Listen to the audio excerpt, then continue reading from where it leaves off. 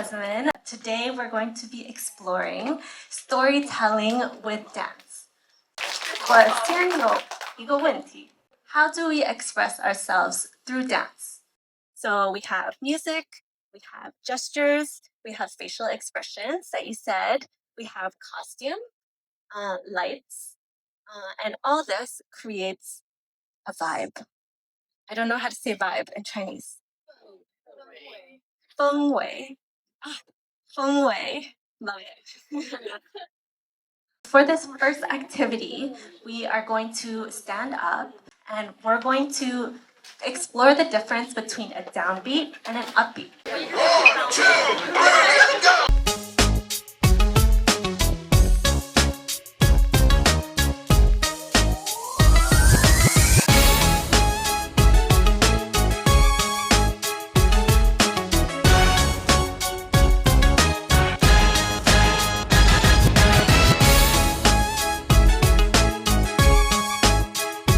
Okay, this next song will be an upbeat. So instead of going down, you're gonna go up.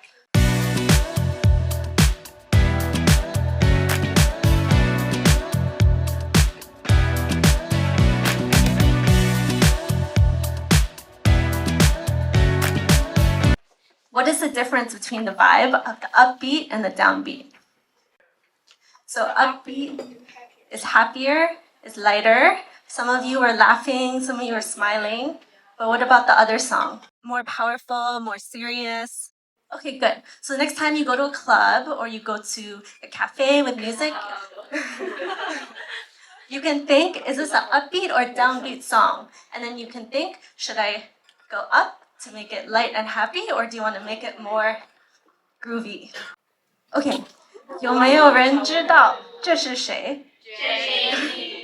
这是我最喜欢的明星 Jennie. This music video is called Like Jennie. So her name is Jennie, but the song is called Like Jennie. In her music video, she portrays herself as a perfect cyborg from the future, and she fuses both her own emotion, so she's claiming her own identity, I'm Jennie, and she uses a lot of AI enhancements. At the same time, she's conveying her own creative direction, and so she's really fusing technology and human elements to show what this could look like in 2025. When I saw this video, it really made me think of Lady Gaga's Abracadabra video. They have a very similar color scheme. So Lady Gaga puts herself in red. The background dancers, they're all wearing metallic colors, and the background is very dark, so you feel that she's in space or she's from the future. So I think these two concepts reflects the 2025 trend of the AI digital avatar. So we consume Jennie as a digital online presence. At the same time, she's a real human being, but we only see her through screens. We now exit the world of Jennie, of futuristic technology, to my next favorite pop star. Who is this? Justin Bieber. Justin Bieber was my first love. He got famous when I was in middle school, and he started singing YouTube cover videos, and then he got scouted by Scooter Braun, who signed him with Usher, and that really took off his career. So in 2012, this is Justin Bieber at the height of his global pop star icon status. Like the old school style. Yeah, it's old school style, like a little bit hip hop, but very sharp movements. It's high production, so he has a lot of backup dancers. It's in a swimming pool. It looks like a really fun party, and Justin is, life of the party. So this really captures Justin at the height of his career. It's after his baby, which really took over the world. It topped all the Billboard charts. He won Grammys, and at this point, Justin is so young and so happy. Fast forward to 2025. So we can see the evolution of baby Justin in 2012 to the 31-year-old he is today. Can we see any differences between 2012 Justin and 2025 Justin? Yes, so the percussion is actually a lot less. In the old Beauty and the Beat, it's like party, like techno kind of beat. And in this one, it's just a very simple pared down percussion. What about his styling? darkness. Why is he wearing a hoodie? Why does Justin look homeless? He's one of the world's most famous pop stars. Why is he dressing like he's living on the street? But from this, we can see that Justin is really making a message about this new place that he's reached. So Daisies is the first single that he dropped after he left his record label. So this is his own independent creative artistry. So instead of being directed by the music labels, he came up with this song, which is about digital communication, and he feels really anxious in the way that he's always waiting for text messages. I think it's about his wife, Haley. Hopefully it is, but not too sure who's it's about, but he's really exploring his own vulnerability about his anxieties in the modern digital era. Let's watch another clip of 2025 Justin.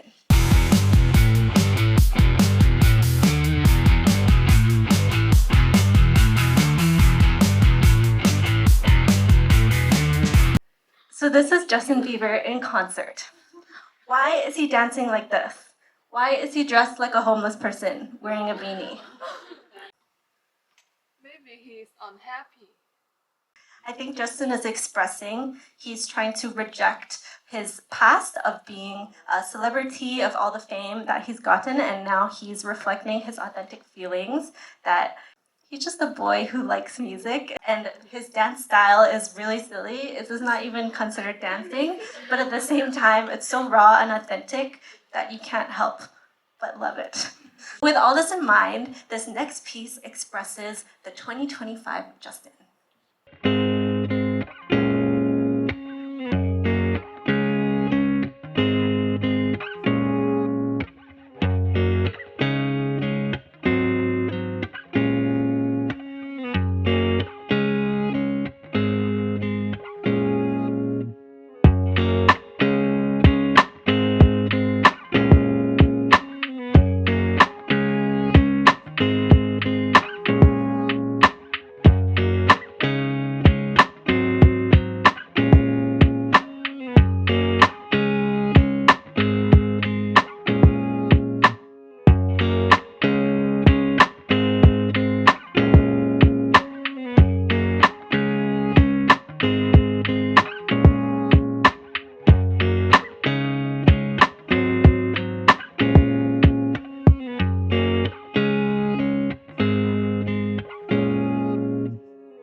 So this dance is about the new Justin, who's very pared down. He's back to his singer-songwriter roots and just expressing his true feelings. We now leave the world of Justin. So we started with Jennie's AI future, where she presents a really positive image of how humans can fuse ourselves with AI technology, to Justin, who rejects modern technology to go back to his roots. And now we arrive at J-Hope. So J-Hope is commonly known as BTS's best dancer. For this song, Killing a Girl, he left BTS.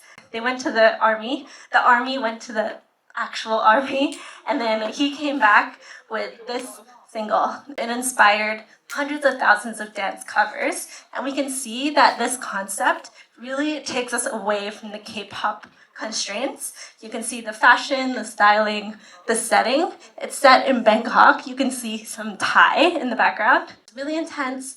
J-Hope has a bunch of dancers. They're all from different cultures, and you feel that he's really elevated himself to this global pop icon. So instead of just being in the K-pop niche, he's really just drawing on this international dance style, which is a lot more fluid and expressive than the choreographed synchrony of K-pop.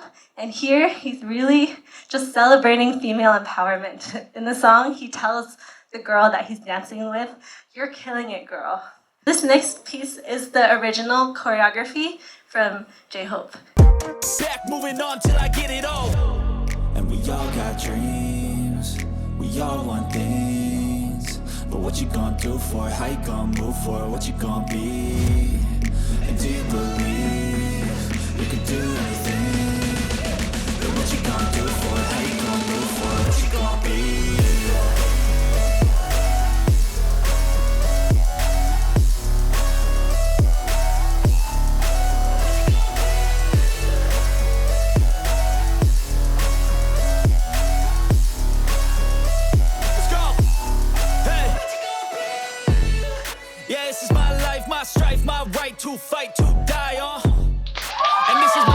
too.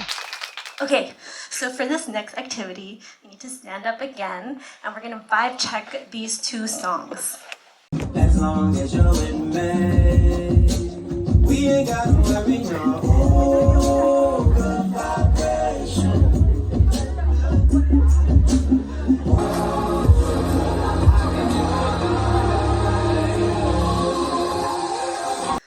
The first one is a lot more chill and flowy and gentle, but the second one is more fierce. For this last piece, we're going to leave the universe of human pop stars and go into the recent phenomenon, which is K-Pop Demon Hunters.